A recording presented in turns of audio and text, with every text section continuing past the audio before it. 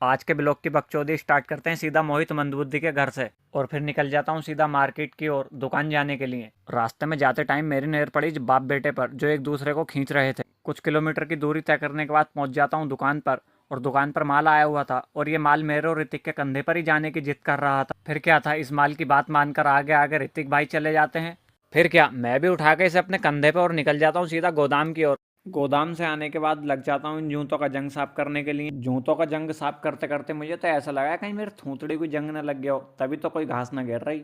इतने में दुकान के बाहर आ जाते हैं हम सबके प्यारे डब्बू चाचा खस्ते वाले। फिर क्या था, भेज कर ऋतिक भाई को डब्बू चाचा के पास मंगा लेता हूँ एक खस्ता और उतार लेता हूँ अपने हलकटे में को। हलकटे में उतारने के बाद एक खस्ता मेरा नंबर आया था कस्टमर दिखाने का और इन्हें दिखाते दिखाते मैं इनसे बीच में अचानक से पूछने लग जाता। किरिस का सुनने का गाना, किरिस का। उन्हें क्रिस का गाना सुनाने के बाद मेरी नज़र पड़ती है इन सोल साहब पर, जिन्होंने उस्ताद को कहीं का नहीं छोड़ा।